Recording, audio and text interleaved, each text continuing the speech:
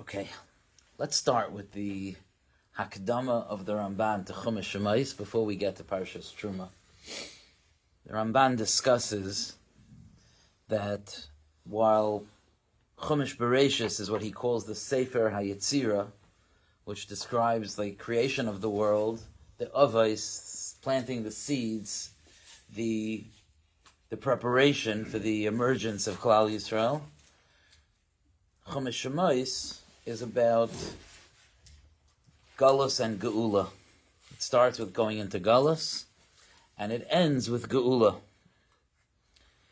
Now, the obvious question is that if it ends with Geula, it should have ended last week's parsha, or two parshas ago, when Klal Yisrael crossed the Yamsuf. That would be the end. The Yerushalmi famously calls Kriyas Yamsuf Gemar Geulasam, the final stage of the Geula. So the Ramban puts in this sentence, it's very, very famous. V'hinei ha-galus einenu nishlam. The galus is not complete. Ad yoim shuvam el mekaimam, until the day that they return to their place. Ve'el mailas avoisam yashuvu, and to the maila of their fathers they return. So the completion of the galus, says the Ramban, is not until you have a Mishkan, which brings us to Parshas Truma. Once you have a Mishkan, and the end of Chumash Shemais, the end of Chumash Shemais is Uchvayd Hashem Malayas HaMishkan, right? That the honor of Hashem filled the Mishkan. That's the final accomplishment, that they went from this place of unbelievably dark Galus to the absolute shleimus of living with a Mishkan and Hashra'as HaShechinah. That's the ultimate Geula. The El Mailas Avoisam Yashuvu, they return to the Maila of their forefathers. Rav Hutner pointed out in a Pesach Maimer once that it sounds like they need to go back to Eretz Yisrael to have a final Geula. Right? The lashon of the Ramban is that the Galus is not complete Ad yoim shuvam el mekaimam, until they return to their place. The Mishkan was an unbelievable accomplishment to have a Mishkan, but it wasn't shuvam el mekaimam. It wasn't returning to their place. I want to discuss a possible mahalach in understanding that hakdama of the Ramban. The Gemara says in Megillah, a Gemara that should be, very, very precious to us living in Chutz La'aretz. The Gemara brings the pasuk in Yecheskel that says, "V'ehi lahem lemikdash ma'at." I will be for them a mikdash ma'at. So what's this mikdash ma'at? Says the Gemara, Amar Rabbi Yitzchak, Elu batei kneisiyos ubatei midrashos shebebavel. These are the shuls and the yeshivas of Bavel. Bavel meaning Galus, meaning Chutz La'aretz. In those days, the makayim of shuls and yeshivas was Bavel. But the point is that there's an unbelievable kayach. There's something called a mikdash. The mikdash has a Hashra'as HaShechinah. And there's a chiddush. This pasuk in Yecheskel says an unbelievable chiddush, that we have access to that Hashra'as HaShechinah even when we're not in Eretz Yisrael, even when we're in Chutz La'aretz. Elu batei kneisiyos ubatei midrashos shebebavel. That means that some element, this is not poetry, this is not an advertisement for shul membership, this is a real a reality, a mitzias of ruchnias that's described by the Gemara, that explains a pasuk, that there is a reality of mikdash in a shul, and in a yeshiva, and a beis haknesses, and in a beis hamedrash.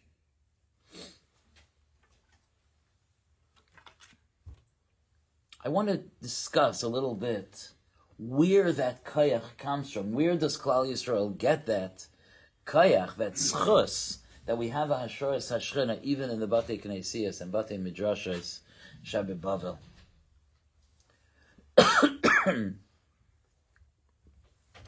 So, to understand this, we really have to go back to understand what happened in Mitzrayim.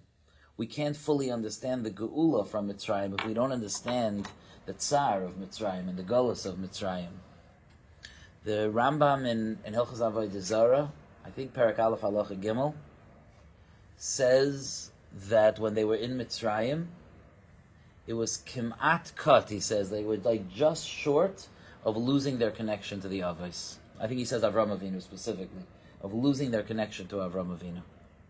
Meaning that the Madrega of Klal Yisrael in Mitzrayim was so dire, was so low, they were so cut off that there was this threat that they were going to be lost to the Yerusha of Avraham, Yitzchak, and Yaakov. I always say over Pesach time, this Ha'ara, my Rosh Yeshiva taught us, you see it in a lot of places, that when someone brings the Bikurim, so Arami Oived Avri and so on, when he describes the Tsar of Mitzrayim, so he says, the person bringing the Bikurim, says, Vanitzak el Hashem Elekei Avoseinu. We cried out to Hashem Elekei Avoseinu. Did we cry out to Hashem Elekei Avoseinu? Is that what happened? Because we could go back to Parsha Shemais, and you'll see that it doesn't say they cried out to Hashem Elekei Avoseinu. It says that they cried out Mino Avodah. Vatal Shavasam that the Avodah was very hard. Vayizaku. Vatal Shavasam Elo Elokim Mino Avodah. It doesn't say that they davened to Hashem one time. It does not say it one time in Parashat Shemais when it's describing the Avdos. It does not say that they davened to Hashem. They screamed because it hurt, so they screamed. And then years later, living in Eretz Yisrael, this farmer brings his bikurim to the Beis Hamikdash, and he tells a completely different story. He says, "Vanitzak el Hashem Elekei Avoseinu." And of course, there's no lies, and there's no krumkeit, and there's no retelling history. Of course, what that means is that when we were in the matzav of Avdas, it was so dark that we ourselves weren't margish the connection to the Avos. We weren't margish the connection to a Rabbeinu Shalom. Klal Yisrael were Ovdei Avodah Zarah. They had a little bit that separated them, Leishinu es Lashonim, Leishinu es Malbusham. They had certain characteristics that separated them from the Mitzrayim, but this connection to their Messiah, this vibrant bond between the Avos and the Banim was almost completely severed. Kemat cut, like the Rambam says. It was almost like it was a drop, like just before being severed, to the point that when they screamed, they thought that they were just screaming out of Tsar.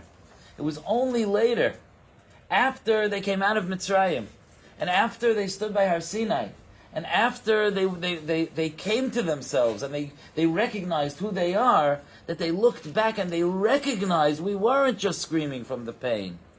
We're the Bnei HaAvos.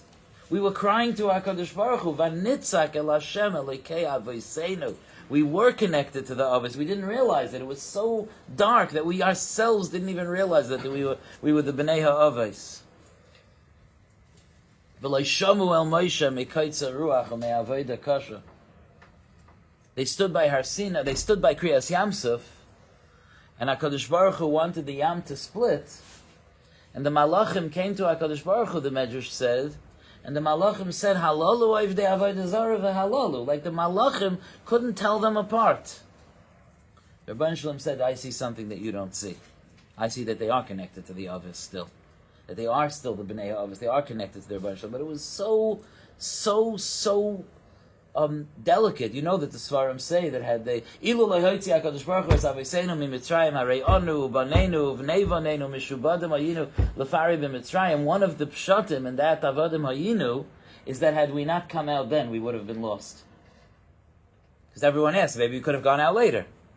No, had we not come out then, we would have been lost. That's the biggest gilui of that, of how thin the thread was that connected us to the Avos. Ad kedei kach that the Medrash calls Yitzias Mitzrayim, as I'm sure you've heard this, as like the taking out of an uber mimei imai. Like it's like that's how HaKadosh Baruch Hu pulled out an uber from the me'ayim of the behema, like a farmer pulls out the baby of the behema from the behema. That's how HaKadosh Baruch Hu pulled us out of Mitzrayim. What does that mean? An uber b'me'im, it means that it's completely being nourished and connected to that aim. Who's the aim in this mashal? It's Mitzrayim. And you see that HaKadosh Baruch Hu had to like almost forcibly separate us from making Mitzrayim into our aim. If that's what the Galus was, the Geula has to heal that. If the Galus was a almost complete, and if not for the Geula then it would have been a complete separation of the connection to our Avos, then the Geula is a complete connection to the Avos. Rav Hutner, by that mimer, when he spoke about this Ramban, he said that the Geula is not complete until his lashon, he said in Yiddish, is until we're zurik bayim taten in shtub, until we're back with our father in the house. Until then, until we're back in our father's house again.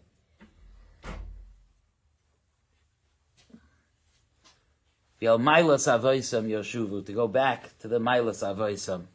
This Lashon HaRambam of Kimat separated from the Maila of Avraham Avinu, the Geula is the flip side of that, to be completely mechuber to the Mailas Avoisam. And this happens, the Ramban says, by the Binyan HaMishkan. This happens through the Binyan HaMishkan. That's the Ramban says, that's why Sefer Shemais ends with Uchvei Hashem Aleyas HaMishkan. Because that's the return to the Mailas Avoisam. And it's from here that you start to chap what's happening.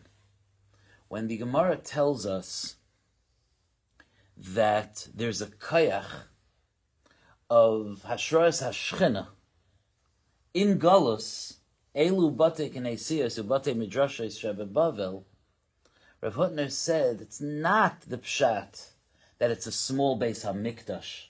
V'ahila HaMikdash Ma'at. We don't learn that koyach from the Beis HaMikdash. The Beis HaMikdash is on Har Maria in Yerushalayim. That's its makom, and that's it, where the place of its kedusha. But the Mishkan traveled with us. The Mishkan had Hashra'as HaShechinah when we weren't in Eretz Yisrael. The Mishkan is the Hashra'as HaShechinah that gives the koyach. I asked in the beginning, where does it come from? That Klal Yisrael could have a Hashra'as HaShechinah in Galus, it comes from the Mishkan HaEdos. So that's why it's called Mishkan HaEdos. Chazal say Eidos li Yisrael shahashchina.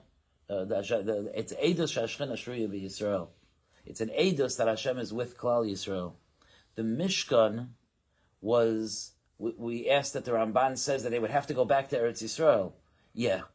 And the Mishkan is that intimacy of being with HaKadosh Baruch Hu in Eretz Yisrael, even when they're not in Eretz Yisrael. That's what the Mishkan was. Ve'asuli mikdash v'shachanti b'seicham. And that mikdash will travel on 48 masos. And it will travel mimakayim lemakayim. And wherever it travels, my Shechinah is going to stay with them. And the connection to Mailas Avoisam will stay. And the intimacy and the kesher with the Rabbeinu Shlomo will stay no matter where they travel. And that koyach is the koyach that follows us into Galus and allows us to have a Hashra'as HaShechinah even in Galus. And that's why we didn't need to actually go into Eretz Yisrael to have that closeness, because the Mishkan is the koyach to be able to have Hashra'as HaShechinah even in Galus. So even though the Ramban says this lashon, v'hinei haGalus einenu nishlam ad yoim shuvam el mekaymam v'al mailas avoisam yoshuvu, but mekaymam is wherever the Mishkan is. That's the Gemara in Shabbos, right? The Gemara says that the Gemara discusses that the binyan of the Mishkan is not like it doesn't work like the Malachas of Shabbos, because it's not being Seiser al Manas Livnais Bim Kaimai. It's Seiser not al Manas Livnais Bim Kaimai, the Gemara asks. Zok the Gemara, Kivan dichsiv al pi Hashem yachanu v'al pi Hashem yiso keseiser al manas livnais bim kaimai dami. Since it says that you're traveling al pi Hashem and you're camping al pi Hashem, you're always in the same place. What does that mean? What that means is that when HaKadosh Baruch Hu is Masher, his Shekhinah with us, the geography stops making a difference. This is where we are. Atshuvam el makaymam v'el mailas avaysam yashuvu, because of the intimacy with HaKadosh Baruch Hu that's represented by the Mishkan.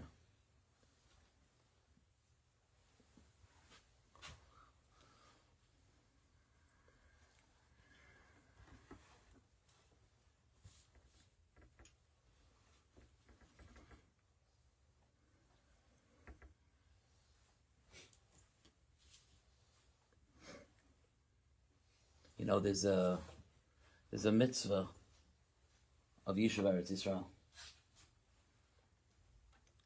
People in Eretz Yisrael like talking about that mitzvah more than we do. And certainly if our Rosh Yeshiva and Manhigim, despite some of the tumult that goes on today, but certainly if our Messiah hasn't told us all to pick up and move to Eretz Yisrael, so I'm not talking about individual people's decisions, but certainly it's inappropriate to be moitzi laz on entire kehilas and say that they're not following the Torah. Of course not. We trust our gedolim and we trust our manhigim, and if this is their sense of where we belong, then that's where we belong. Again, I'm not speaking about the cheshbonos of yechidim, but I'm talking about in terms of kehilas. And some of you know that we had chaburas here in the shul for a while.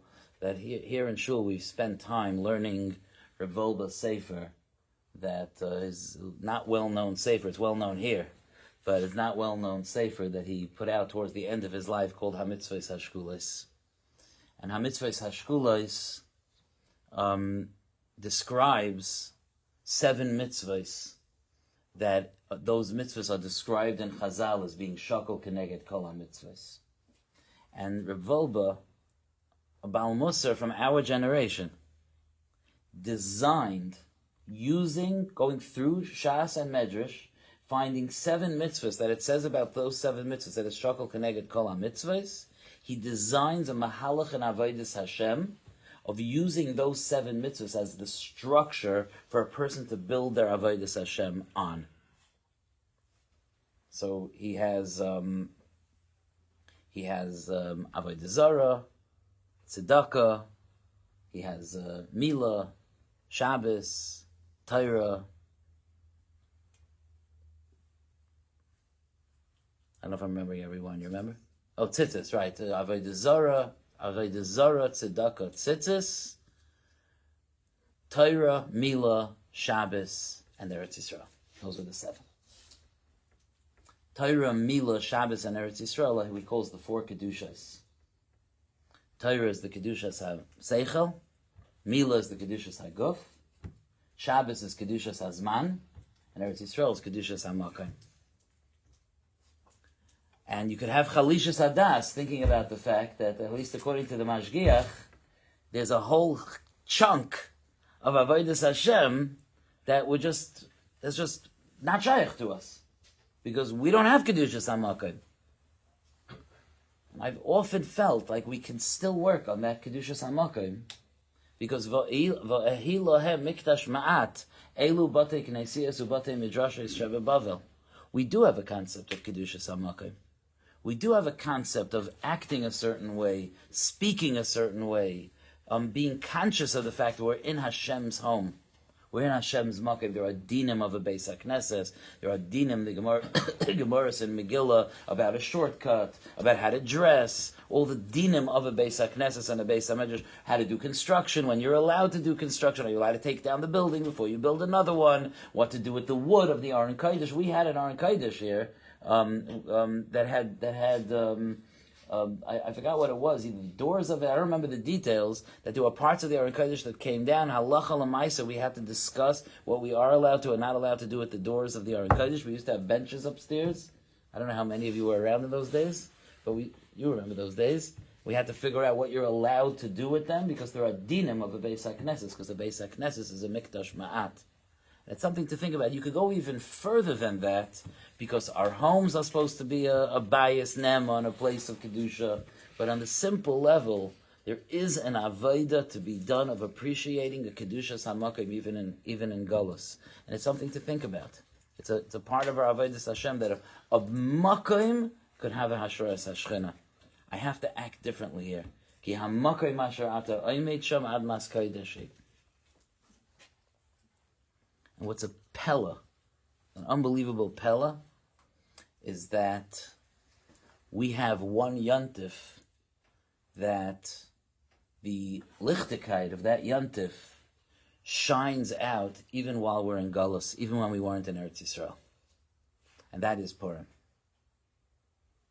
The Shalosh Regalim are the Seder of the Geula, the Zman of Geula.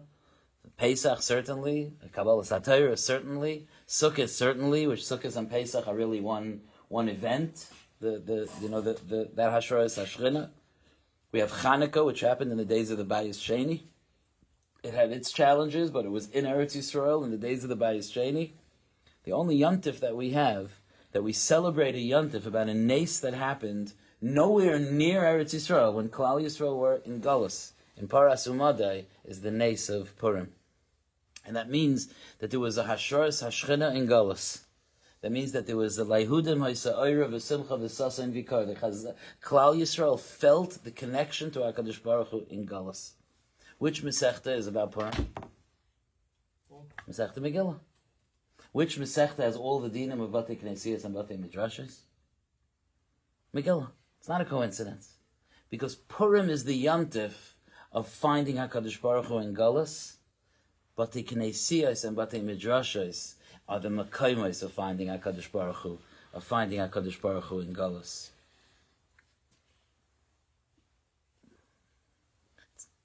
It's certainly not a coincidence that we head in. The Moras love it that we run out of stories and then we can teach about Purim. But I don't think that's what Chazal had in mind. The fact that we have the Truma Tetzaveh, Kisisa, Vayakal, Pekudi, that we have these weeks, that we're heading in this week, the first Shabbos in Chodesh Adar is about building a Mishkan.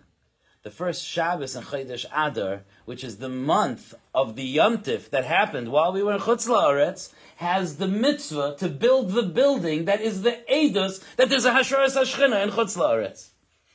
It's unbelievable. And Tetzaveh. Tetzaveh is Parshas Zachar, is traditionally Parshas Zachar. Right? And if there's an Ibriyar, then you have a Yaakov Pekudei. But the Hashgacha wanted it, that we should be learning the inyan of the Mishkan when we're celebrating Purim. Ha-flavor fella, that sense of the HaKadosh Baruch Hu's Hashra'as HaShechinah, Eidos shehashchina shruya b'Yisrael. The HaKadosh Baruch Hu says it doesn't matter how far you travel. You could even travel to Waterbury, Connecticut, which nobody ever heard of a few years ago. And the Shechina is shruya b'Yisrael. Eidos shehashchina shruya b'Yisrael. It's just unbelievable, and I think it's something that could affect our going into the days of Purim. One of the sakanos of the way that we celebrate Purim is that it's a little bit like I spoke in the Beis Yaakov last week. I couldn't resist giving them this mashal.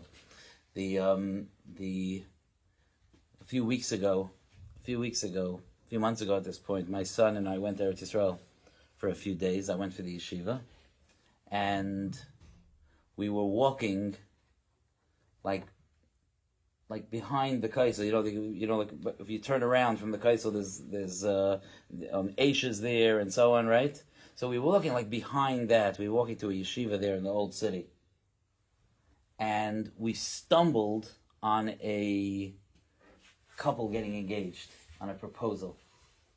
Now, back in the day, when people knew how to communicate with each other, the way you got engaged, at least the way B'nai Torah got engaged, was that you would ask the girl to please marry you. I know it sounds crazy, but you would actually use words, and you would tell the person that you feel like it would be an incredible thing if you would get married, and you would ask her to marry you, and she would say okay, because people used to communicate with each other. But today, people like to make a whole scene out of it. And I fear sometimes that the point of what's supposed to happen in that moment never ends up happening. We stumbled on it, overlooking the kaisel. What a romantic place to propose. overlooking the kaisel, a huge heart overlooking the kaisel. Okay, whatever. We stepped by mistake on the carpet, whatever it was, the thing, whatever that they had out, whatever the things. And for a second, the photographer thought that one of us was the chassan. I'm not going to say which one he thought was the chassan, okay?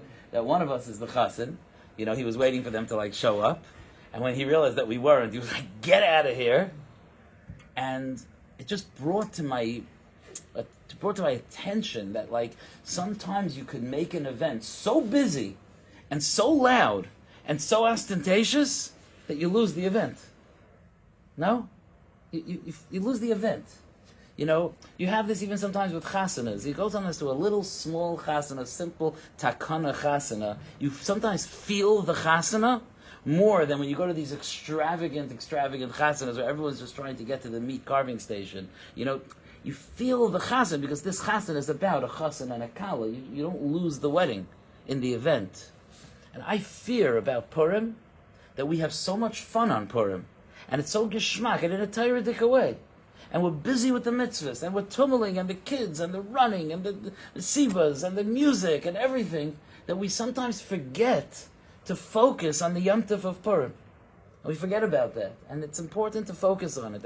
And like everything in Kedusha, it takes hachana. And the hachana for Purim is, well, we're holding Rosh Chodesh Adar now. We're holding Aleph Adar right now. The hachana for Purim is Parshas Truma.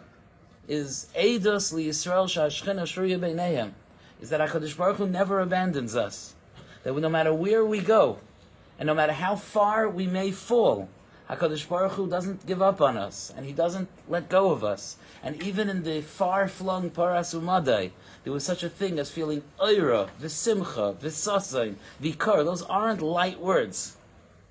And HaKadosh Baruch Hu should give us the kayach as well, all of us, to be meir in our nefashos, oira, v'simcha, v'sasain, v'ikar, despite being in Chutz La'aretz, despite whatever challenges we might have, despite whatever disappointments we may have behind us, but that we could use the kayach of the heilige month of Adar, which we know that the lichtigkeit of the Yom Tov affects the whole month because we have dinim of Misha Nichnas Adar. So we know that there's a shtickle Purim even right now in Aleph Adar. That there's a roshim of the nace of the month. It's not a coincidence, by the way. I think Reb Tzaddik says this, that Adar is Aleph Dar, Ani Dar. It's about HaKadosh Baruch Hu's Dira B'Tachtainim. It's about HaKadosh Baruch Hu being Mashra Shechinasei. The month of Adar is HaKadosh Baruch Hu lives with us. The Kriyas HaTorah of Adar is HaKadosh Baruch Hu lives with us. The sugyas of HaKadosh Baruch Hu's Hashra'as, HaShechinah, and Babel are in Megillah. Certainly, the focus that we want to have going into this Yom Tov is that we are never so far away, and life is never so dark that HaKadosh Baruch Hu can't shine His light upon us, and that we turn back towards Hashem, Be'ezer Hashem, with tremendous, tremendous simcha. Yashikayach.